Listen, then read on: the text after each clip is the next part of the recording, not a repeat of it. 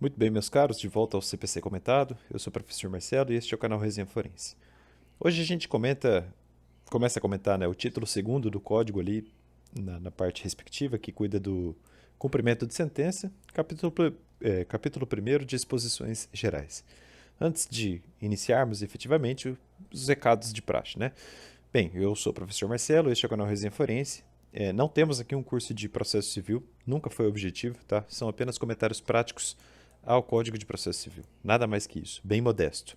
Se você quiser um curso completo e profundo, veja o site resenhaforense.com, tá bom? Então vamos lá, artigo 513. O cumprimento de sentença será feito segundo as regras deste título, ou seja, do título segundo aqui, né? Observando-se no que couber e conforme a natureza da obrigação, pode ser uma obrigação de dar, pode ser uma obrigação de fazer, geralmente uma obrigação de pagar e assim vai.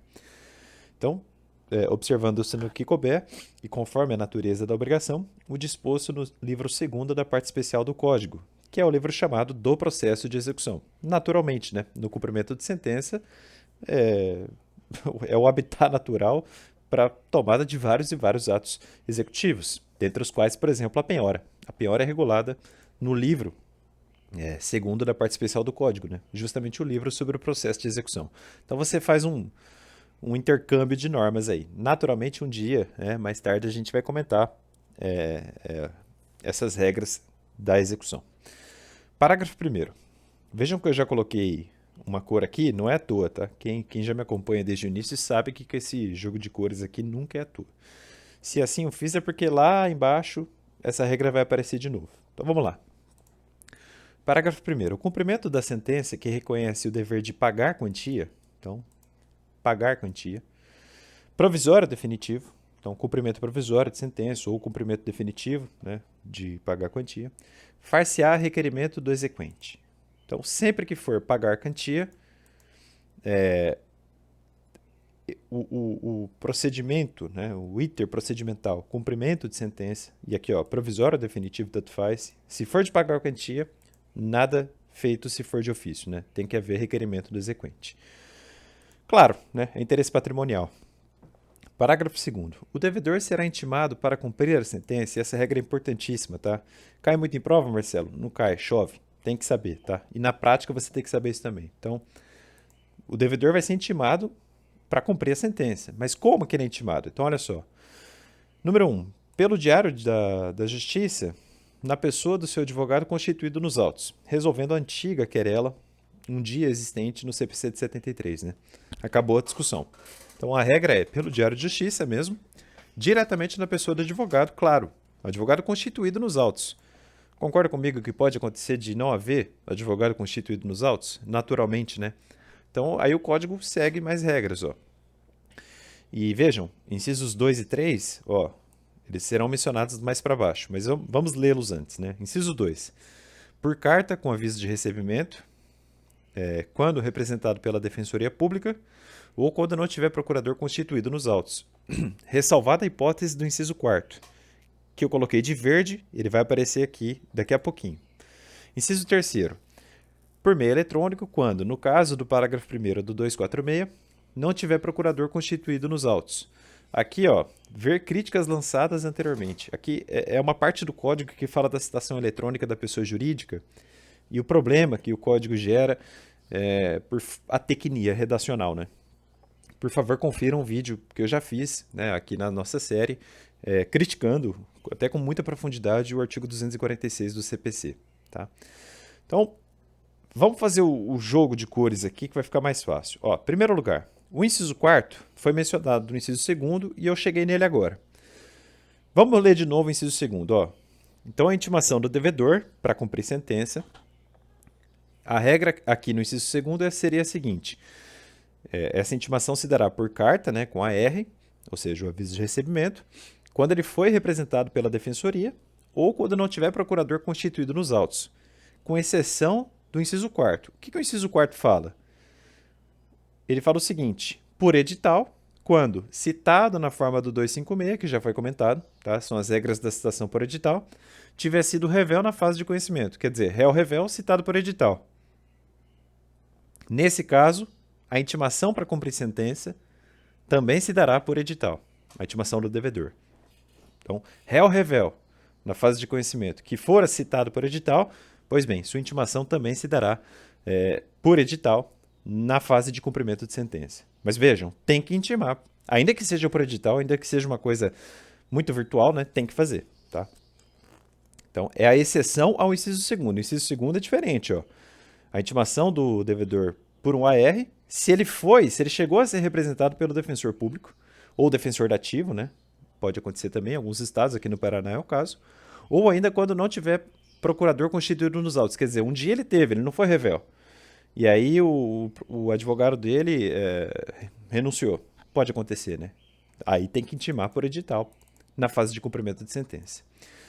Parágrafo 3º, ó, tá em cinza aqui, não é à toa. Já já ele vai aparecer em algum lugar de novo. Mas vejam, incisos 2 e 3 a gente já leu aqui, né? Presta atenção aí no jogo de cores, ó.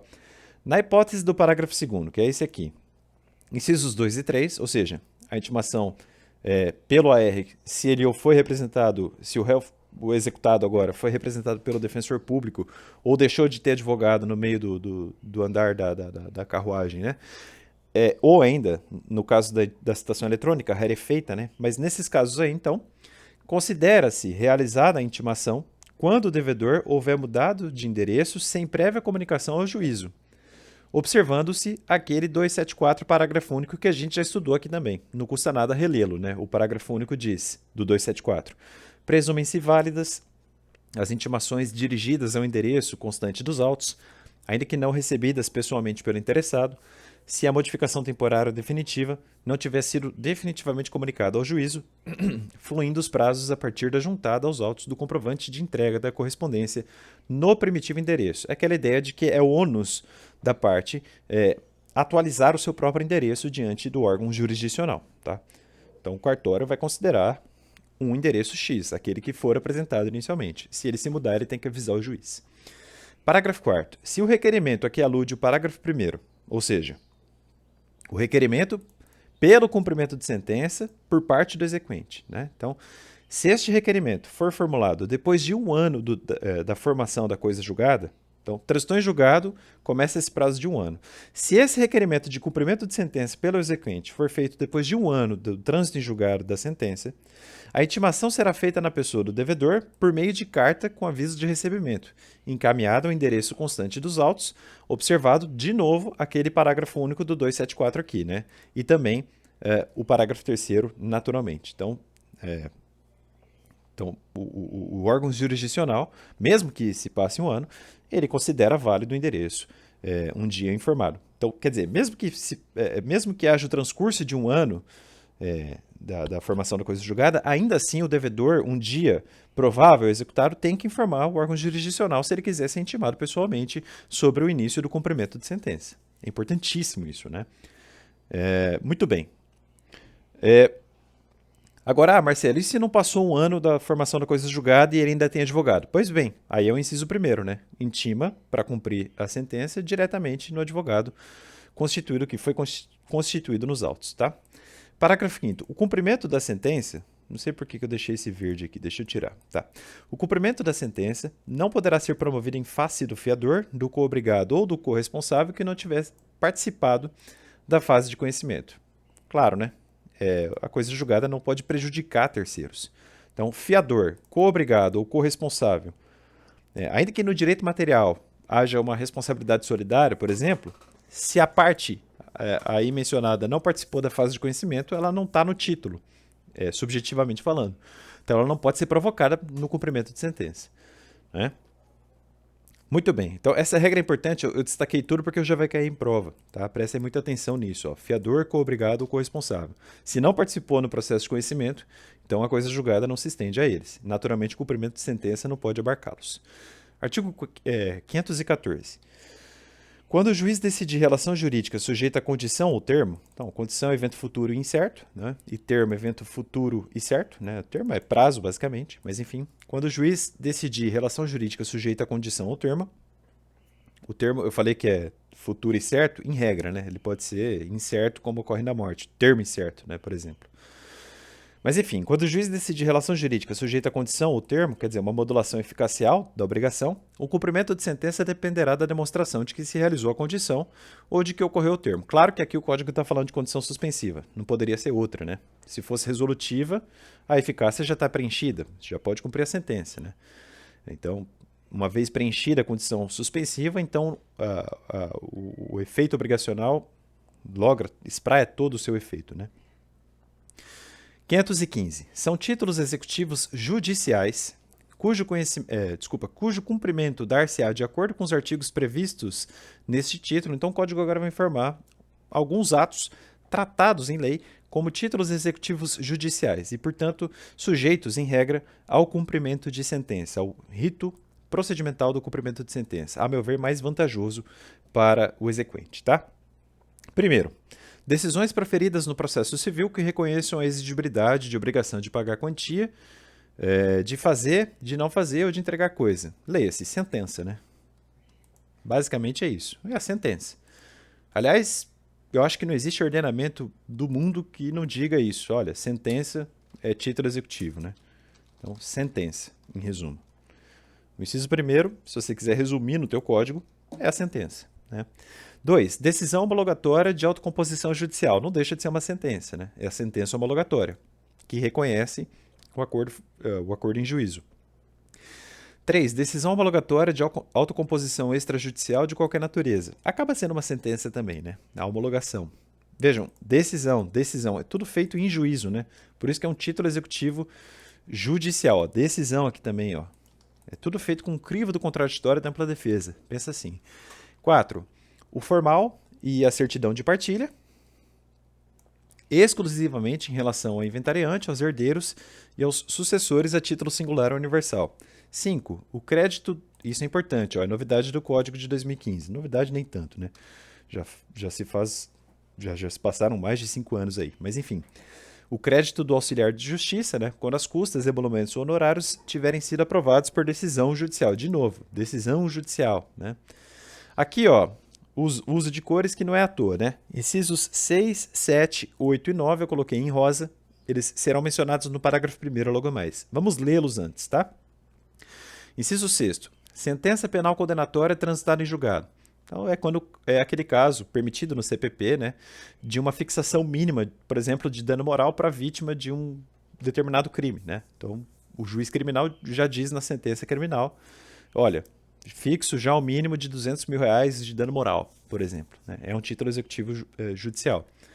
Sentença arbitral, o que me faz crer e defender expressamente em meus escritos que a arbitragem é jurisdição, tá? É um título executivo judicial, não tem como correr. Inciso 8º, sentença estrangeira homologada pelo STJ, quer dizer, o exequatur, né? Que a gente ainda vai comentar com mais calma. Homologada, é claro, né? Tem que estar homologada pelo STJ. 9. Decisão interlocutória estrangeira, depois da concessão do exequatur à carta rogatória pelo STJ. Na prática, o inciso 8º e o inciso 9º são praticamente a mesma coisa. Tá? Muito bem, o inciso 10º aqui foi vetado.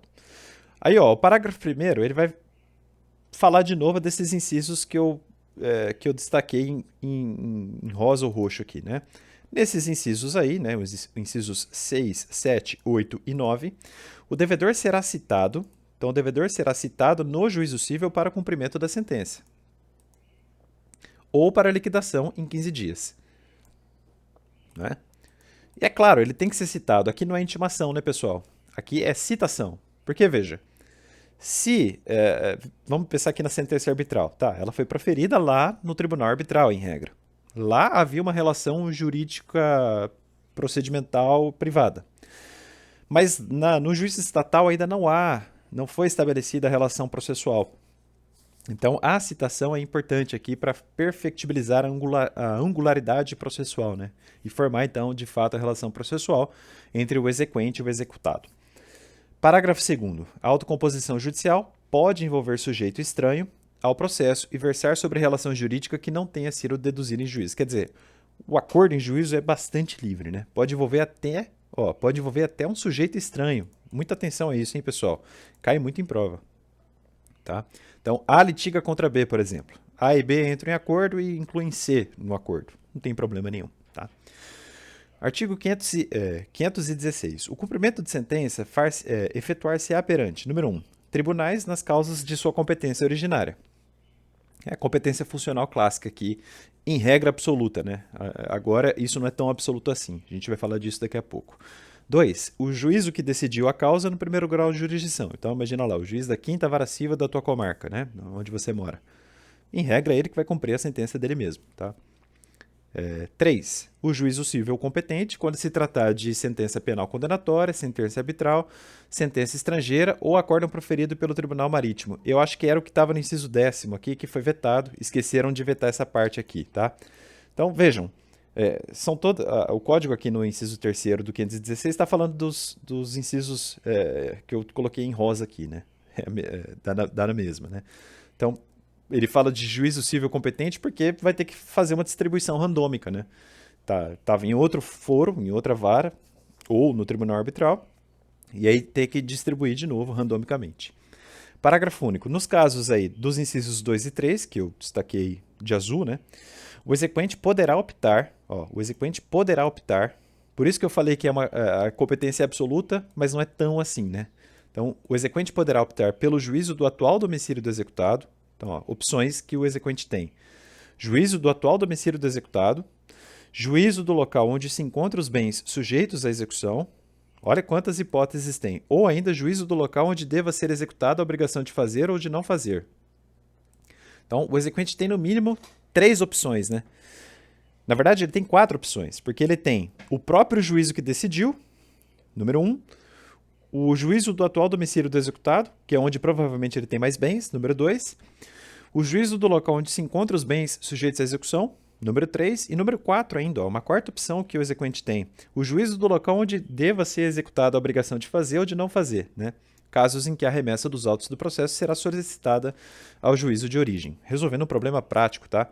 Aí uma novidade boa do CPC, resolveu aí e ajudou muito a eficácia, enfim, a efetividade da execução, né? Eu, pelo menos, gosto muito dessa regra. 517. A decisão judicial transitada em julgado poderá ser levada a protesto. E, hoje é pacífico na jurisprudência de que é obrigação do juiz assim agir, tá? Quando solicitado pela parte interessada. Então, quer dizer, o juiz não pode falar, olha, o próprio interessado pode ir lá no Serasa protestar. Não. Então, se a parte pedir, o juiz tem de fazer, tá? Então, a decisão judicial que transitou em julgado pode ser levada a protesto, um Serasa jude, né, como se diz por aí, nos termos da lei, depois de transcorrido o prazo para pagamento voluntário. No artigo 523, que a gente vai comentar um dia, esse prazo está aqui, né? É 15 dias. Então, depois do prazo de pagamento voluntário, que é 15 dias, aí sim cabe protesto da sentença que transitou em julgado no Serasa Jude, por exemplo. Parágrafo 1º. Para efetivar o protesto, incumbe ao exequente apresentar certidão de teor da decisão. Parágrafo 2º. A certidão de teor da decisão deverá ser fornecida no prazo de 3 dias e indicará o nome e a qualificação do exequente e do executado, o número do processo, o valor da dívida e a data de decurso do prazo para o pagamento voluntário. Parágrafo 3º. O executado que tiver proposto ação rescisória para impugnar a decisão exequenda pode requerer, às suas expensas e sob sua responsabilidade, a anotação da propositura da ação à margem do título protestado. Acaba sendo uma tutela provisória aí, né? Parágrafo 4º. A requerimento do executado, o protesto será cancelado por determinação do juiz, mediante ofício a ser expedido ao cartório no prazo de 3 dias, contado da data do protocolo do requerimento, desde que comprovada a satisfação integral da obrigação. Pessoal, aqui é a leitura de lei seca, tá? Não tem muito o que comentar, é só ler mesmo. 518.